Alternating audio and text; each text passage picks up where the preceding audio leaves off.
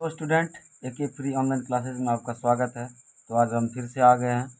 तो इससे पिछले वाला वीडियो में आपको प्रतिरोध का संयोजन श्रेणी क्रम में बताए थे। आज हम पढ़ेंगे प्रतिरोध का संयोजन समांतर क्रम में, या इसी को हम लोग कहते हैं पार्श्व क्रम में। और संयोजन क्या होता है और इसको सत्यापित कैसे करेंगे, ये आपको एग्जाम में बार बार पूछा जाता है। अगर आप 10वीं का तैयारी कर रहे हैं तो इस चैनल पर आइए और सब्सक्राइब कीजिए और आप अपने ज़िला में टॉप कीजिए।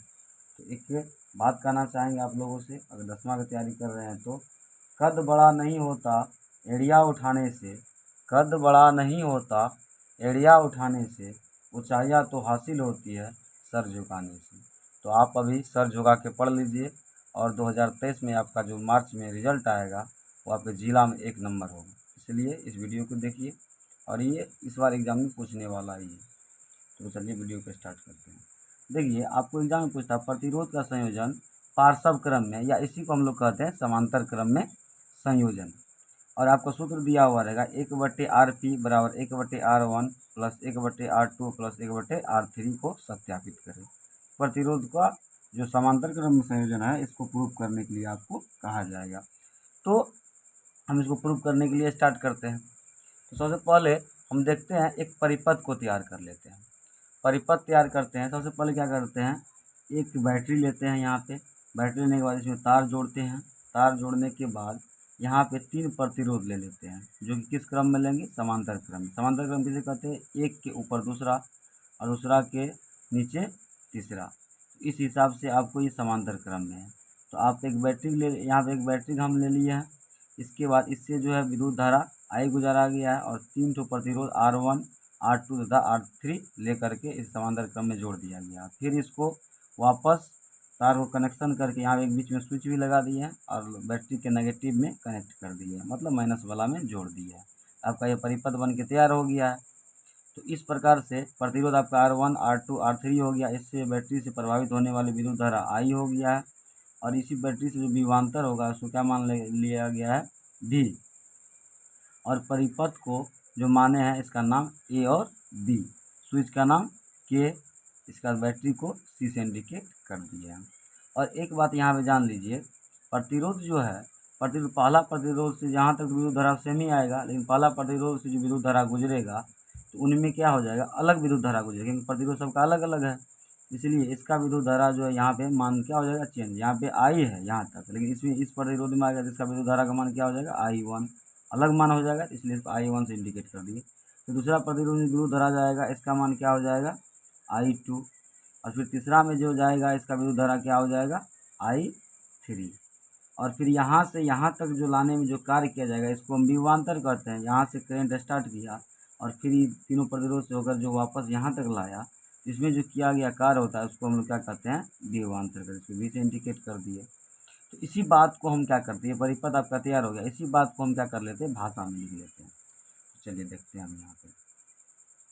तो अब यहाँ पे हम देख रहे हैं, मान लीजिए, माना कि AB एक परिपथ है। माना कि AB क्या है, परिपथ है। तो AB नाम रख दिए परिपथ का, जिसमें एक बैटरी C जोड़ा गया, एक बैटरी, एक स्विच K जोड़ दिए हैं। इसके बाद 3 प्रतिरोध समांतर क्रम में क्रमशः R1 R2 तथा R3 जोड़ा गया। 3 प्रतिरोध R1 R2 तथा R3 समांतर क्रम में जोड़ा गया तथा विभवांतर V है। और इस यहाँ से यहाँ तक करंट को ले जाने में जो किया गया कार्य होता है विभवांतर कहते हैं। विभवांतर को क्या मान लिया गया, V। तथा प्रतिरोध R1 से प्रभावित होने वाली विद्युत धारा I1, प्रतिरोध R1 से जो विद्युत धारा गुजरा इसको क्या मान लिए, I1। फिर इसी प्रकार प्रतिरोध R2 से जो गया I2 और प्रतिरोध R3 से जो गया इसको I3 मान लिया गया। तो प्रतिरोध, इसी बात को लिखा है, प्रतिरोध R1 से प्रभावित होने वाली विद्युत धारा I1 तथा R2 से I2 तथा R3 से प्रभावित I3 विद्युत धारा प्रवाहित होती है। इस बात को लिख लिए। और लिखने के बाद आपका, अब हम क्या करते हैं, आगे प्रोसेस को लेकर जाते हैं। तो अब ओम के नियम से आप जानते हैं, ओम के नियम से आपको क्या होता है, ओम का नियम आपको क्या होता है, V बराबर I इंटू R होता है। अगर हम I का मान निकालेंगे, इस साइड I को छोड़ देंगे, तो इस साइड तो V है, तो ये R गुना में इस साइड क्या हो जाएगा, भागा में हो जाएगा। तो I बराबर क्या होता है, V/R। इसलिए ओम के नियम से हम आई का मान क्या लिखे, आई बराबर वी बटे आर, ये ओम के नियम से है आपको। तो लेकिन इसमें क्या है कि अगर पूरा परिपथ का बात करें, अगर प्रतिरोध अलग अलग नहीं रहता तब इस जगह पे हम क्या कर सकते हैं, ये काम करता है। लेकिन इसमें क्या है, प्रतिरोध 3 ठो प्रतिरोध है, सबसे अलग अलग विद्युत धरा जाता है, इसलिए इसको हमें यहाँ क्या करना पड़ेगा, अलग अलग मानना पड़ेगा। इसलिए हम क्या किए, यहाँ पे मान लेते हैं।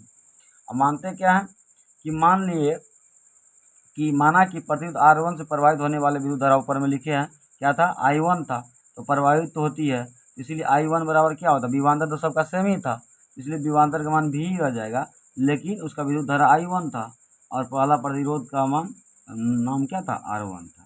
इसलिए ओम का नियम ही काम करता, I बराबर V बटे आर, लेकिन पहला प्रतिरोध से जो विद्युत धारा गया था क्या था, I1 था। इसी को फॉलो करते हुए, उस बात को मानते हुए यहाँ पे कर रहे हैं। तो ओम के नियम से आई बराबर वी बटे आर होता है।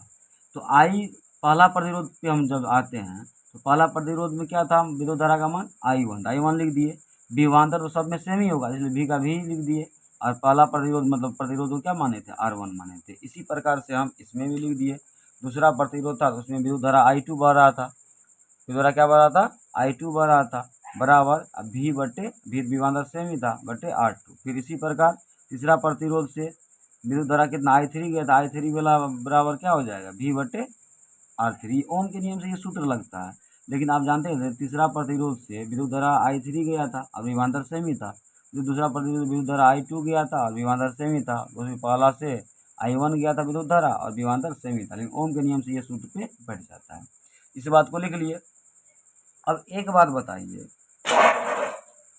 अब एक बात यहाँ पे बताइए कि जितने सारे विद्युत यहाँ से बैटरी से जब स्टार्ट किए थे, यहाँ पे थोड़ा सा हम देख लेते हैं पिछले वाले बात को, तब यहाँ पे फिर से आएंगे। ये आप जो देख रहे हैं ये परिपथ है, यहाँ से विद्युत धारा निकला, विद्युत धारा निकलने के बाद प्रतिरोध से पहले तक क्या था, तुम आपका पहले तक क्या था, आई था, लेकिन जैसे प्रतिरोध अलग अलग प्रतिरोध में विद्युत धारा गया, सबका मान क्या हो, ये बट गया, बटने के बाद I1 I2 I3, फिर लास्ट में जाके ये सारे निकल के यहाँ पे सब तो एक ही हो जाएगा। इसीलिए अगर हम आई बराबर लिखे तो आइए ना बटा यहाँ पे I1 I2 I3, तो हम क्या लिख सकते हैं, आई बराबर I1 I2 I3 लिख सकते हैं। इसी बात को हम यहाँ पे लिखे हैं। तो यहाँ पे क्या लिखे हैं, आई बराबर I1 plus I2 plus I3। अब सबका मान पुट कर दीजिए, सबका मान पुट कर देते हैं। तो आई आप ओम के नियम से आई बराबर V बटे आर लिखे हैं, आई बराबर V बटे आर लिखे हैं, तो लिख दीजिए V बटे आर लिख सकते हैं, बराबर I1 का मान क्या होता है, V बटे R1, V बटे R1 लिख देंगे, फिर प्लस का चिन्ह है तो प्लस लिखेंगे। I2 का जो मान है आपको कितना दिया गया है, V बटे R2, तो V बटे R2 लिख देते हैं, प्लस इसके बाद I3 का मान कितना है, V बटे R3 है, तो इसको लिख देंगे।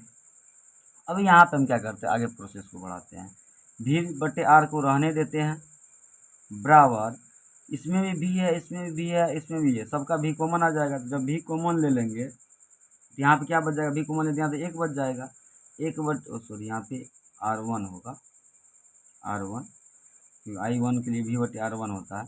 अब यहाँ पे V कॉमन ले लिए तो R1 बच, V तो कॉमन ले लिए तो ऊपर में बच गया एक, नीचे में क्या बच जाएगा, R1 प्लस ये यहाँ से भी खींचा गया है तो यहाँ क्या बच गया, एक बटे R2 प्लस फिर यहाँ से भी हम V कॉमन ले लिए तो यहाँ बच गया एक बटे R3।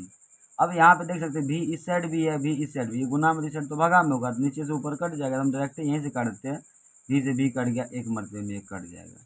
इसी बात को हम यहाँ पर लिख सकते हैं, इस साइड में क्या बच गया आपको, एक बटे क्या बच गया आपको R, बराबर एक बटे आर बराबर एक बटे R1, एक बटे R1 प्लस एक बटे R2 प्लस एक बटे R3। अब जो है आप देख सकते यही आपको प्रूव करना था, एक बटे R1 बराबर एक बटे नहीं एक बटे आर बराबर एक बटे R1 प्लस एक बटे R2 प्लस एक बटे R3। अब कहिए एक बटे आर, आप तो वहाँ पे हम लिखे थे एक बटे RP P का मतलब होता है पैरेलल, इसका मतलब होता है समांतर, इसलिए इसको हम शॉर्ट में हम लिख सकते हैं समझने के लिए, नहीं लिखेंगे तो भी चलेगा, एक बटे RP लिख देते हैं। और यही आपको प्रूव करना था, एक बटे आर पी बराबर 1/R1 plus 1/R2 plus 1/R3। ये आपका प्रूफ हो गया। यही आपको प्रूफ करना था और यही आपको एग्जाम में पूछता है। आई होप कि आपको ये समझ में आ गया होगा। अगर समझ में आ जाए तो चैनल को सब्सक्राइब कीजिएगा। Thank you. जय हिंद।